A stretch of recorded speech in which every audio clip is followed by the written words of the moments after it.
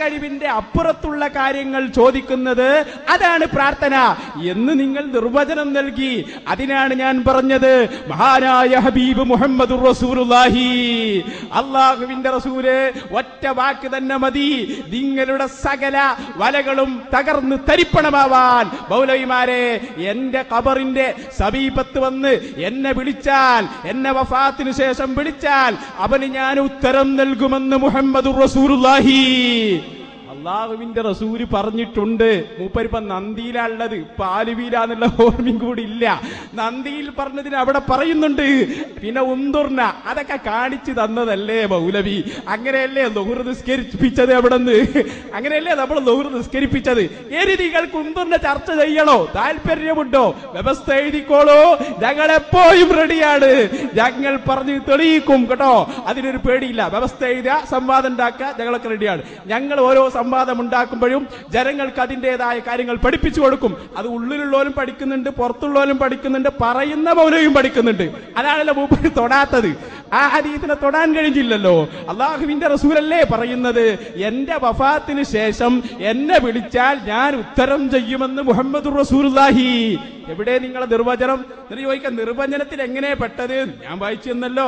നിങ്ങളുടെ മദ്രസയിലെ പാഠപുസ്തകമാണ് എന്റെ കയ്യിൽ. ഇസ്ലാമിക വിശ്വാസങ്ങൾ. ഇതിൽ പറയുന്നു, മനുഷ്യ കഴിവിനപ്പുറമുള്ള മാർഗങ്ങളിൽ കൂടി രക്ഷയും ശിക്ഷയും ഗുണവും ദോഷവും ചെയ്യാൻ കഴിയുമെന്ന വിശ്വാസത്തോടു കൂടിയുള്ള അപേക്ഷക്കാണ് പ്രാർത്ഥന എന്ന് പറയുന്നത്. എങ്കിൽ ഞാൻ ചോദിക്കുന്നു, അല്ലാഹുവിന്റെ റസൂലിന്റെ വഫാത്തിനു ശേഷം അവിടത്തെ ഉത്തരം ചെയ്യുമെന്ന ബോധത്തോടെ വിളിക്കുന്നത് മനുഷ്യ കഴിവിനപ്പുറത്തുള്ളതാണല്ലോ. അതാണ് ഞങ്ങൾ മുഅ്ജിസത്ത് കറാമത്തിന്റെ അടിസ്ഥാനത്തിൽ എന്ന് പറഞ്ഞത്. അങ്ങനെ വിളിച്ചാൽ ഞാൻ ഉത്തരം ചെയ്യുമെന്ന് മുഹമ്മദുർ റസൂലുള്ളാഹി. പിന്നെ കൊടുത്ത കഴിവെന്ന് എന്ന് പറഞ്ഞില്ല. പിന്നെ കൊടുക്കാത്ത കഴിവെന്നാണോ ഉത്തരം ചെയ്യല്? ഉത്തരം ചെയ്യല് പിന്നെ എന്തിൽ നിന്നാണ്? ആ ഹദീസ് തന്നെ. പിന്നെ നമ്മൾ നിങ്ങളുടെ നിർവചനം പൊളിഞ്ഞു എന്ന് പറഞ്ഞതുകൊണ്ട് പൊളിയില്ല. പക്ഷെ തെളിവ് പറഞ്ഞാൽ പൊളിയും. തെളിവാണല്ലോ പറഞ്ഞത്. എന്താണ് നിങ്ങൾക്കൊരു പേടി എവിടെ? അപ്പൊ അതുകൊണ്ട് പ്രിയപ്പെട്ട സഹോദരന്മാരെ, ബാക്കിയുള്ള വഅദൊന്നും ഞങ്ങൾക്ക് കേൾക്കണ്ട. നിങ്ങളിപ്പോ റാസി വിട്ട് തൊബിരിയിലെത്തി. ഇനി കുറച്ച് കഴിയുമ്പോ നിങ്ങൾ അൽമനാറിനും ശബാബിലും എത്തുമെന്ന് ഞങ്ങൾക്കറിയാം. അതൊക്കെ ഞങ്ങൾ മറുപടി പറയുന്നുണ്ട്. ഇൻഷാ അല്ലാഹ്, ഒരു പേടിയില്ല. ഓരോ ഇബാറത്തും ഞങ്ങൾ കൊണ്ടുവന്നിട്ടുണ്ട്. പക്ഷെ അത് ഞങ്ങളുടെ വിശ്വാസം നിങ്ങൾ ചോദ്യം ചെയ്യേ. അവിടെ പറയും. ഇപ്പൊ നിങ്ങളുടെ വിശ്വാസത്തെ നമ്മൾ ചോദ്യം ചെയ്യുകയാണ്. ഈ സംവാദത്തോടുകൂടി ജനങ്ങൾ പഠിച്ചു. നിങ്ങൾ ഇത്ര കാലം ലോക മുസ്ലിമീങ്ങളെ മുശ്രിക്കാക്കാൻ വേണ്ടി, മുശ്രിക്കാക്കുന്ന കച്ചവടാണല്ലോ ഉള്ളത്. തല മൊട്ടയടിച്ചാൽ കുഫ്രിയത്ത്, അപ്പുറത്ത് ഹജ്ജിന് വരുന്നവര് മുശ്രിക്ക്. മുപ്പര് പറയാ, ഇവിടെ മുസ്ലിം സമൂഹത്തെ ഞങ്ങൾ മുശ്രിക്കാക്കി എന്നൊക്കെ വിഷയാവതരണത്തിൽ പറഞ്ഞു. അത് പറയുമ്പോ ശ്രദ്ധിക്കണം. 5 ലക്ഷം മാത്രമാണ്, ബാക്കിയുള്ളതൊക്കെ ഔട്ട് എന്നൊക്കെ പറഞ്ഞ ആളുകളില്ലേ? എത്രയോ ആളുകളുണ്ട്. അപ്പൊ അതൊന്നും ഞങ്ങളെ കൊണ്ട് പറയിപ്പിക്കണ്ട. അതിലൊന്നും ഒരു കാര്യവുമില്ല. അതുകൊണ്ട് ഞങ്ങൾക്ക് പറയാനുള്ളത്, പിന്നെ മുപ്പര് പറഞ്ഞു ഈ ബിൽഡിങ്ങിനെ പൊളിക്കാൻ കഴിയില്ല. അത് ശരിയാണ്. പക്ഷേ ഈ ബിൽഡിങ്ങിനെ പൊളിക്കാൻ അല്പമെങ്കിലും പ്രയാസമുണ്ടാവും. നിങ്ങളുടെ നിർവചനം വെട്ടുകാരി വലയാണ്. അതിനെ പൊളിക്കാൻ ഒന്നിന്റെ ആവശ്യമില്ല. ഒന്ന് ഊതിയാ പറന്നു പോകും. ഞങ്ങളത് ഊതിക്കളഞ്ഞു. നിങ്ങൾക്ക് അതിനെ സ്ഥിരപ്പെടുത്താൻ കഴിഞ്ഞില്ല. കഴിഞ്ഞിരുന്നുവെങ്കിൽ നിങ്ങൾ രക്ഷപ്പെടുമായിരുന്നു. കഴിഞ്ഞില്ലല്ലോ നിങ്ങൾക്ക്. അതെ, ഒന്നുകൂടി ആവർത്തിക്കുന്നു, ഞങ്ങളുടെ വിഷയം കൃത്യമാണ്. അല്ലാഹു സുബ്ഹാനഹു വ തആല അമ്പിയാക്കൾ ഔലിയാക്കൾക്ക് നൽകുന്ന കഴിവ്, ആ കഴിവിന്റെ അടിസ്ഥാനത്തിൽ അവരുടെ വഫാത്തിന്റെ ശേഷം പോലും ചോദിച്ചാൽ അത് ഉത്തരം നൽകും, കിട്ടുമെന്ന് തന്നെയാണ് ഞങ്ങൾ വിശ്വസിക്കുന്നത്.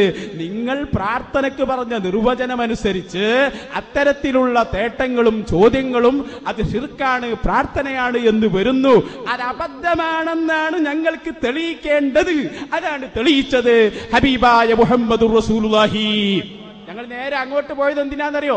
മക്കാ മുശ്രിക്കീങ്ങളെ നിങ്ങൾ പറഞ്ഞില്ലേ, മക്കാ മുശ്രിക്കീങ്ങളെ കാണുകയും മക്കാ മുശ്രിക്കീങ്ങളെ വിശ്വാസം ഏറ്റവും കൂടുതൽ മനസ്സിലാക്കുകയും ചെയ്ത നേതാവാണ് മുഹമ്മദുർ റസൂലുള്ളാഹി.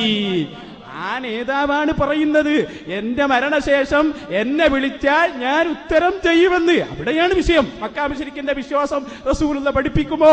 ഒളിഞ്ഞുപോയി. ഇനി അതൊന്നും പറയണ്ട. മക്കാ മുശ്രിക്കീങ്ങളെ വിശ്വാസം റസൂലുള്ള മനസ്സിലാക്കിയിട്ടുണ്ട്. ആ റസൂലുള്ളയാണ് പറയുന്നത്. നിങ്ങൾക്ക് എന്ത് പറയാനുണ്ട്? ഞങ്ങളുടെ ചോദ്യത്തിന്റെ അവസരമല്ലാത്തത് കൊണ്ട് ചോദിക്കുന്നില്ല. പക്ഷേ നിങ്ങളുടെ ഈ വിഡ്ഢിത്തം ജനങ്ങൾ മനസ്സിലാക്കുന്നുണ്ട്. നിങ്ങൾക്ക് ചോദ്യം ചോദിക്കാൻ പോലും അറിയില്ല എന്ന ആ പരമവ്യക്തമായ സത്യം ഒന്നുകൂടി തെളിയിക്കപ്പെട്ടിരിക്കുന്നു എന്നാണ് ഈ സമയത്ത് പറയാനുള്ളത്. അല്ലെങ്കിൽ നിങ്ങൾ പറയൂ, നിങ്ങൾക്ക് ആദർശ ഭദ്രതയുണ്ടെങ്കിൽ, നിങ്ങളുടെ നിർവചനത്തിൽ നിങ്ങൾക്ക് വിശ്വാസമുണ്ടെങ്കിൽ നിങ്ങൾ പറയൂ, അങ്ങനെ ഒരു ഹദീസില്ല, ഹദീസിന് അങ്ങനെ അർത്ഥമില്ല. ധൈര്യമുണ്ടോ? ഞാൻ ചോദിക്കാൻ പോകുന്നേ ഉള്ളൂ, ഇപ്പൊ ചോദിക്കുന്നില്ല. പക്ഷേ നിങ്ങളെ നിർവചനം അതാ അറബിക്കടലിലേക്ക് വലിച്ചെറിഞ്ഞിരിക്കുന്നു. തെളിവ് മുഹമ്മദുർ റസൂലുള്ളാഹി, റസൂലുള്ളാഹിന്റെ വാക്കാണ്. എന്റെ ഖബറിന്റെ സമീപത്ത് വന്ന് അതേ വഫാത്തിനു ശേഷം എന്നെ വിളിച്ചാൽ ഞാൻ ഉത്തരം ചെയ്യുമെന്ന് മുഹമ്മദുർ റസൂലുള്ളാഹി. എന്താ പറഞ്ഞത്? അങ്ങനെ നിങ്ങൾക്ക് ഓരോന്നിങ്ങനെ പഠിപ്പിക്കലാണ് ഞങ്ങളുടെ ലക്ഷ്യം. അത് നിങ്ങൾ മനസ്സിലാക്കിയിരിക്കണം. ഈ ഭാഗത്തെ പ്രവർത്തകരെ ഞങ്ങൾ അഭിനന്ദിക്കുന്നു. സംവാദം നടത്തിയല്ലോ, മനസ്സിലാക്കി വെച്ചോളൂ. ഇനി ആരെങ്കിലും വഫാത്തിന് ശേഷം വിളിക്കുന്നത് ശിർക്കാണെന്ന് പറഞ്ഞാൽ അവരോട് ചോദിക്കണം, അല്ലാഹുവിന്റെ റസൂൽ ശിർക്ക് പ്രചരിപ്പിക്കുന്ന ആളാണോ? അവിടുന്ന് പഠിപ്പിച്ചില്ലേ എന്ത്? എന്നെ വിളിച്ചാൽ ഞാൻ ഉത്തരം ചെയ്യുമെന്ന് മുഹമ്മദുർ റസൂലുള്ളാഹി. എപ്പോ? വഫാത്തിന് ശേഷം. പിന്നെ നിങ്ങൾക്ക് എന്താണ് പറയാനുള്ളത്? ഈ രൂപത്തില് തുടക്കത്തിൽ തന്നെ ആയാൽ പിന്നെ ഉച്ച കഴിഞ്ഞ് എത്ര സമയം കഴിയണം? എന്റെ അനീപ പോലെയൊക്കെ ഇങ്ങനെ ആയാൽ നന്ദിയിൽ ഞാൻ വരുന്നുണ്ട് ഇൻഷാ അല്ലാഹ്, അവിടെ കണക്കിന് പറയുന്നുണ്ട്. അത് നമുക്ക് അവിടെ നിന്ന് പറയാം, ഓരോ സ്ഥലത്തുനിന്ന് പറയാം.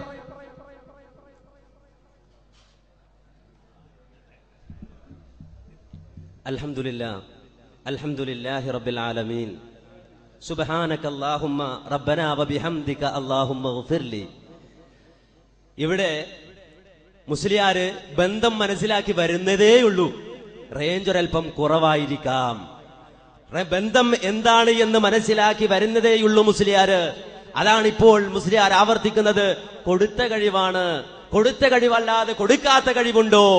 കൊടുത്ത കഴിവാണ്, അതല്ലാതെ കൊടുക്കാത്ത കഴിവുണ്ടോ എന്ന മുസ്ലിയാരുടെ ഒരു സംശയം നാവിലൂടെ പുറത്തു വന്നപ്പോൾ തന്നെ ചോദ്യം, മുജാഹിദികൾ ചോദിച്ച ചോദ്യവും വിഷയവും തമ്മിലുള്ള ബന്ധമെന്താണെന്ന് മുസ്ലിയാർ മനസ്സിലാക്കി വരുന്നുണ്ട് എന്നാണ് ആമുഖമായി തന്നെ ഓർമ്മിപ്പിക്കാനുള്ളത്. അത് നല്ലൊരു ലക്ഷണമാണ്. പിന്നെ മുസ്ലിയാർ ഇവിടെ കാണിച്ചൊരു തട്ടിപ്പ്. എവിടെയോ നിർവചനം, മുജാഹിദുകളുടെ നിർവചനം എവിടെ? മുജാഹിദുകളുടേതെന്ന് പറഞ്ഞ് വായിച്ച നിർവചനം എവിടെ? ഏതാണ് നിങ്ങൾ വായിച്ച നിർവചനം? ഏതാണ് നിങ്ങൾ വായിച്ച നിർവചനം? കട്ടുവച്ചതല്ലേ മുസ്ലിയാർ ഇവിടെ? കട്ടുവായിച്ചതല്ലേ? ഒരു പാഠപുസ്തകം, മലയാളത്തിലുള്ള പാഠപുസ്തകം പോലും വായിച്ചാൽ തിരിയാതെ കട്ടുവെച്ചാണ് മുസ്ലിയാർ വായിച്ചത്. കേട്ടോളൂ. മനുഷ്യൻ സർവശക്തനല്ല, സർവകാര്യങ്ങൾക്കും കഴിവുള്ളവൻ അല്ലാഹു മാത്രമാണ്. ഒരു കർഷകന് നിലമുഴുതുവാനും വിത്ത് വിതക്കുവാനും വളവും വെള്ളവും നൽകുവാനും സാധിക്കുന്നു. എന്നാൽ ആ വിത്ത് മുളപ്പിച്ച് നല്ല വിളവുണ്ടാക്കുന്നത് വിളവുണ്ടാക്കുന്നത് അവന്റെ കഴിവിൽപ്പെട്ടതല്ല. ഇതിനു വേണ്ടി പടച്ചവനോട് പ്രാർത്ഥിക്കുകയാണ് വേണ്ടത്. അപ്രകാരം ആ കൃഷിക്ക് യാതൊരു നാശവും ഉണ്ടാകാതിരിക്കുവാൻ വേണ്ടി രക്ഷ തേടുന്നതും അള്ളാഹുവിനോട് മാത്രമായിരിക്കണം. ഇങ്ങനെ മനുഷ്യ കഴിവിനതീതമായ മാർഗങ്ങളിൽ, മനുഷ്യ കഴിവിനപ്പുറമുള്ള മാർഗങ്ങളിൽ കൂടി രക്ഷയും ശിക്ഷയും ഗുണവും ദോഷവും ചെയ്യാൻ കഴിയുമെന്ന വിശ്വാസത്തോടു കൂടിയുള്ള അപേക്ഷക്കാണ് പ്രാർത്ഥന എന്ന് പറയുന്നത്. കട്ടുവച്ചതല്ലേ മുസ്ലിയാരെ? ഇവിടെ വായിച്ചോ നിങ്ങൾ അതിന്റെ തലവാചകം. എന്താണ് പ്രാർത്ഥന? ആ പ്രാർത്ഥനയുടെ വിശദീകരണം അതിനു മുമ്പ് കൊടുത്തിട്ടുണ്ട് മുസ്ലിയാരെ. മുസ്ലിയാരത് വായിച്ചിട്ടില്ല. മലയാള ബുക്കിൽ പോലും കൃത്രിമം കാണിക്കുന്ന നിങ്ങൾക്ക് ഇനി അറബി വായിച്ചാൽ എന്തായിരിക്കും നിങ്ങളുടെ അവസ്ഥ? ഹദീസ് വായിച്ചാൽ എന്തായിരിക്കും നിങ്ങളുടെ അവസ്ഥ? മലയാള ബുക്ക് പോലും മുറിക്കാൻ പഠിച്ച നിങ്ങൾ ആയത്തും ഹദീസും മുറിക്കുമെന്ന കാര്യത്തിൽ തർക്കമുണ്ടോ മുസ്ലിയാരെ? അതുകൊണ്ട് നിർവചനം മുജാഹിദുകൾ പഠിപ്പിച്ചിട്ടേ വിടൂ. അതിനാണ് ഈ സംവാദം. വെല്ലുവിളിച്ചപ്പോ മുസ്ലിയാർ വിചാരിച്ചില്ല മുജാഹിദുകൾ അത് ഏറ്റെടുക്കുമെന്ന്. വെല്ലുവിളിച്ചപ്പോഴുള്ള